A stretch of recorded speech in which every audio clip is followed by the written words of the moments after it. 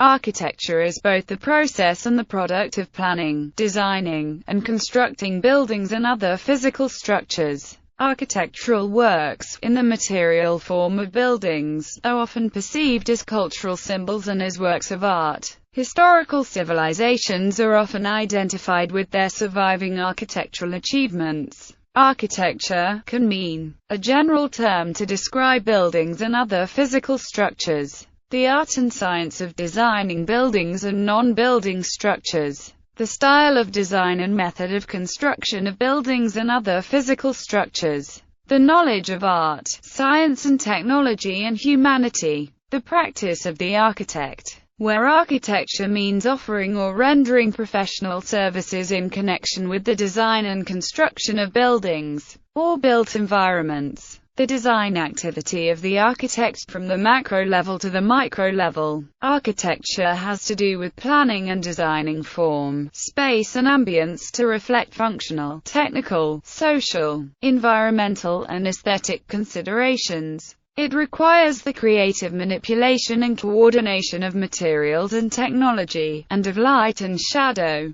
Often, conflicting requirements must be resolved. The practice of architecture also encompasses the pragmatic aspects of realizing buildings and structures, including scheduling, cost estimation and construction administration. Documentation produced by architects, typically drawings, plans and technical specifications, defines the structure and/or behavior of a building or other kind of system that is to be or has been constructed. The word architecture has also been adopted to describe other design systems, especially in information technology. Theory of architecture. Historic treatises. The earliest surviving written work on the subject of architecture is De Architectura, by the Roman architect Vitruvius in the early 1st century AD. According to Vitruvius, a good building should satisfy the three principles of firmitas, utilitas, venestis,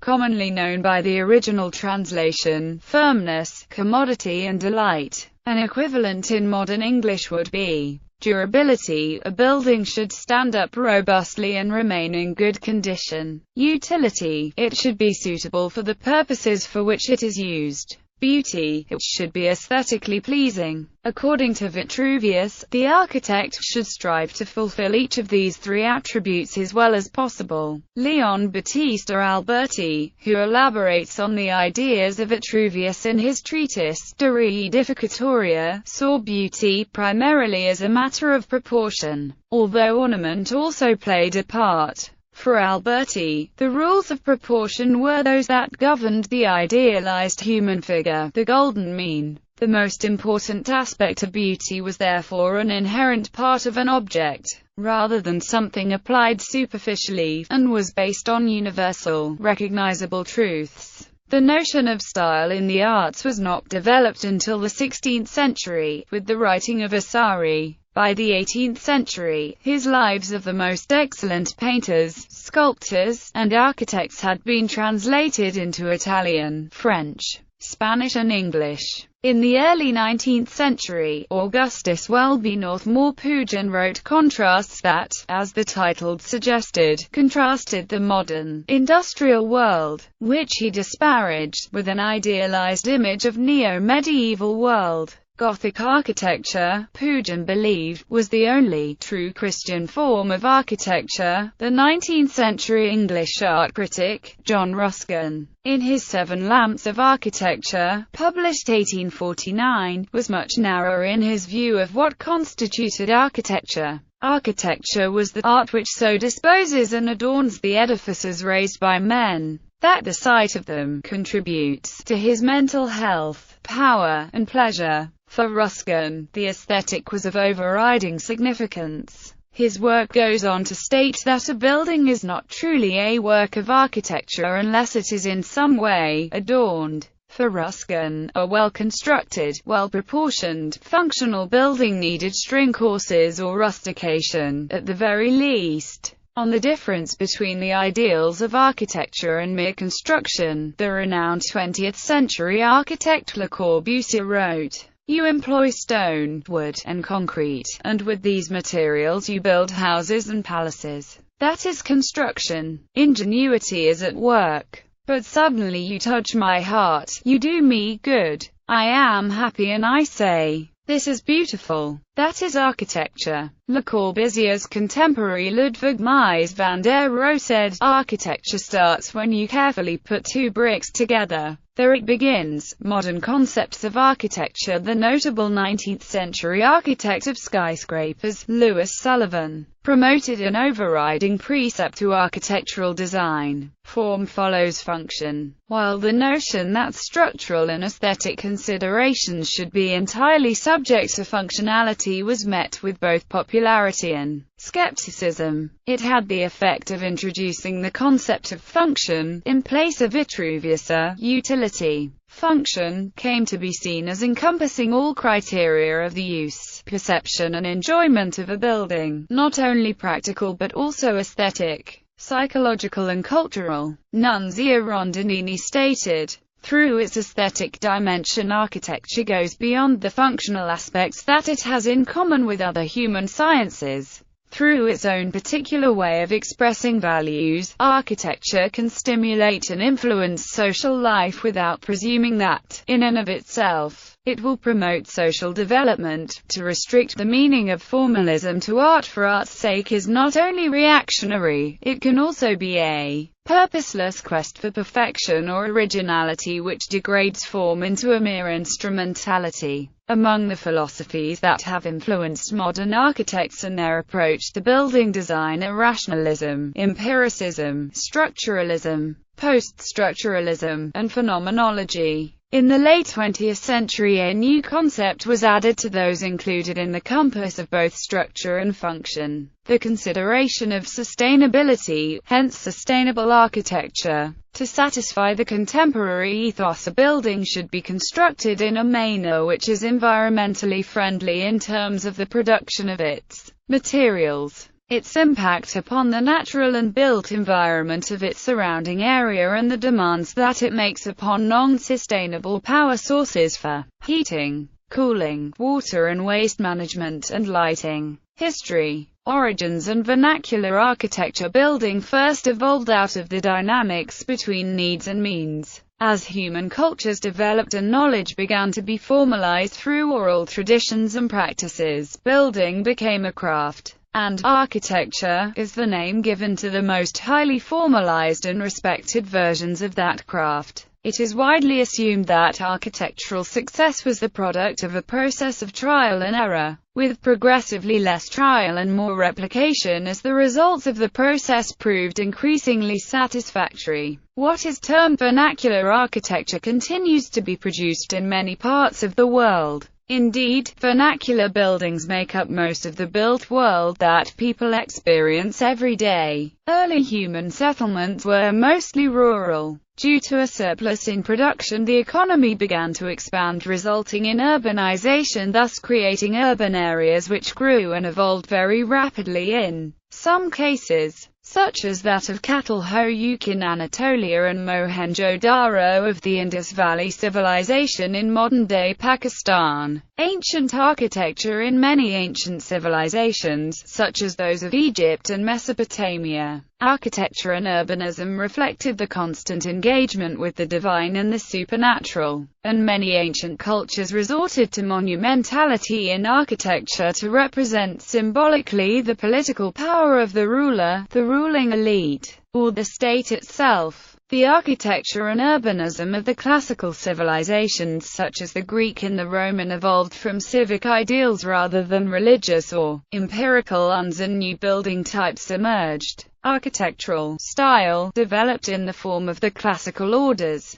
Texts on architecture have been written since ancient time. These texts provided both general advice and specific formal prescriptions or canons. Some examples of canons are found in the writings of the 1st century BCE Roman architect Vitruvius. Some of the most important early examples of canonic architecture are religious. Asian architecture. Early Asian writings on architecture include the Cao Gongji of China from the 7th–5th centuries BCE, the Shilpa Shastra Siv, ancient India, and Manjusri Vastu Vidyasastra of Sri Lanka. The architecture of different parts of Asia developed along different lines from that of Europe. Buddhist, Hindu and Sikh architecture each having different characteristics. Buddhist architecture, in particular, showed great regional diversity. Hindu temple architecture, which developed around the 3rd century BCE, is governed by concepts laid down in the Shastras, and is concerned with expressing the macrocosm and the microcosm. In many Asian countries, pantheistic religion led to architectural forms that were designed specifically to enhance the natural landscape. Islamic architecture began in the 7th century CE, incorporating architectural forms from the ancient Middle East and Byzantium, but also developing features to suit the religious and social needs of the society. Examples can be found throughout the Middle East, North Africa, Spain and the Indian subcontinent. The widespread application of the pointed arch was to influence European architecture of the medieval period. Middle Ages in Europe. During the medieval period, guilds were formed by craftsmen to organize their trades, and written contracts have survived, particularly in relation to ecclesiastical buildings. The role of architect was usually one with that of master mason, or magister lathimorum as they are sometimes described in contemporary documents. The major architectural undertakings were the buildings of abbeys and cathedrals. From about 900 CE onwards, the movements of both clerics and tradesmen carried architectural knowledge across Europe, resulting in the pan-European styles Romanesque and Gothic Renaissance, and the architect in Renaissance Europe. From about 1400 onwards, there was a revival of classical learning accompanied by the development of Renaissance humanism, which placed greater emphasis on the role of the individual in society than had been the case during the medieval period. Buildings were ascribed to specific architects: Brunelleschi, Alberti, Michelangelo, Palladio, and the cult of the individual had begun. There was still no dividing line between artist, architect and engineer, or any of the related vocations, and the appellation was often one of regional preference. A revival of the classical style in architecture was accompanied by a burgeoning of science and engineering which affected the proportions and structure of buildings. At this stage, it was still possible for an artist to design a bridge, as the level of structural calculations involved was within the scope of the generalist. Early modern and the industrial age, with the emerging knowledge in scientific fields and the rise of new materials and technology, architecture and engineering began to separate, and the architect began to concentrate on aesthetics and the humanist aspects, often at the expense of technical aspects of building design. There was also the rise of the gentleman architect, who usually dealt with wealthy clients and concentrated predominantly on visual qualities, derived usually from historical prototypes, typified by the many country houses of Great Britain that were created in the neo-Gothic or Scottish baronial styles. Formal architectural training in the 19th century, for example at École des Beaux-Arts in France, gave much emphasis to the production of beautiful drawings, and little to context and feasibility. Effective architects generally received their training in the offices of other architects, graduating to the role from draftsmen or clerks. Meanwhile, the Industrial Revolution laid open the door for mass production and consumption. Aesthetics became a criterion for the middle class's ornamented products, once within the province of expensive craftsmanship, became cheaper under machine production. Vernacular architecture became increasingly ornamental. House builders could use current architectural design in their work by combining features found in pattern books and architectural journals. Modernism around the beginning of the 20th century. A general dissatisfaction with the emphasis on revivalist architecture and elaborate decoration gave rise to many new lines of thought that served as precursors to modern architecture. Notable among these is the Deutscher Werkbund, formed in 1907 to produce better quality machine-made objects. The rise of the profession of industrial design is usually placed here. Following this lead, the Bauhaus school, founded in Weimar, Germany in 1919, redefined the architectural bounds prior set throughout history, viewing the creation of a building as the ultimate synthesis, the apex, of art, craft, and technology. When modern architecture was first practiced, it was an avant-garde movement with moral, philosophical, and aesthetic underpinnings. Immediately after World War I, pioneering modernist architects sought to develop a completely new style appropriate for a new post-war social and economic order, focused on meeting the needs of the middle and working classes. They rejected the architectural practice of the academic refinement of historical styles which served the rapidly declining aristocratic order. The approach of the modernist architects was to reduce buildings to pure forms, removing historical references and ornament in favor of functionalist details. Buildings displayed their functional and structural elements, exposing steel beams and concrete surfaces instead of hiding in behind decorative forms. Architects such as Frank Lloyd Wright developed organic architecture, in which the form was defined by its environment and purpose, with an aim to promote harmony between human habitation and the natural world, with prime examples being Roby House and Falling Water. Architects such as Mies van der Rohe, Philip Johnson and Marcel Breuer worked to create beauty, based on the inherent qualities of building materials and modern construction techniques,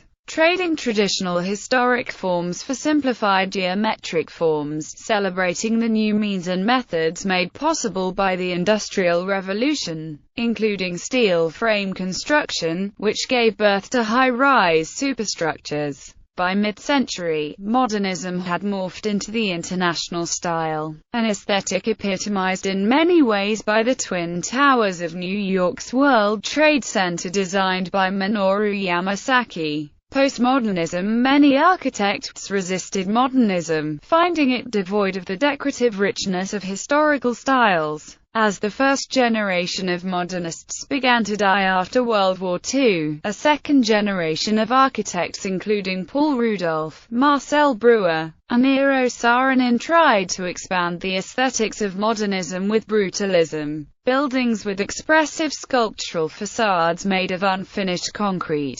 But an even new younger post-war generation critiqued modernism and brutalism for being too austere, standardized, monotone, and not taking into account the richness of human experience offered in historical buildings across time and in different places and cultures. Beginning in the late 1950s and 1960s, architectural phenomenology emerged as an important movement in the early reaction against modernism, with architects like Charles Moore in the USA, Christian Norberg Schultz in Norway, and Ernesto Nathan Rogers and Vittorio Gregotti in Italy, who collectively popularized an interest in a new contemporary architecture aimed at expanding human experience using historical buildings as models and precedents. Postmodernism produced a style that combined contemporary building technology and cheap materials with the aesthetics of older pre-modern and non-modern styles, from high classical architecture to popular or vernacular regional building styles. Robert Venturi famously defined postmodern architecture as a decorated shed, and upheld it against modernist and brutalist architecture today. Since the 1980s, as the complexity of buildings began to increase, the field of architecture became multidisciplinary with specializations for each project type, technological expertise or project delivery methods. In addition, there has been an increased separation of the design architect from the project architect, who ensures that the project meets the required standards and deals with matters of liability. The preparatory processes for the design of any large building have become increasingly complicated, and require preliminary studies of such matters as durability, sustainability, quality, money, and compliance with local laws. A large structure can no longer be the design of one person but must be the work of many. Modernism and postmodernism have been criticized by some members of the architectural profession who feel that successful architecture is not a personal, philosophical, or aesthetic pursuit by individualists. Rather, it has to consider everyday needs of people, and use technology to create livable environments, with the design process being informed by studies of behavioral, environmental, and social sciences. Environmental sustainability has become a mainstream issue, with profound effect on the architectural profession. Many developers, those who support the financing of buildings, have become educated to encourage the facilitation of environmentally sustainable design, rather than solutions based primarily on immediate cost. Major examples of this can be found in passive solar building design, greener roof designs, biodegradable materials, and more attention to a structure's energy usage. This major shift in architecture has also changed architecture schools to focus more on the environment. Sustainability in architecture was pioneered by Frank Lloyd Wright in the 1960s, by Buckminster Fuller, and in the 1970s by architects such as Ian McHarg, Sim van der Ryn in the US, and Brenda and Robert Vale in the UK and New Zealand.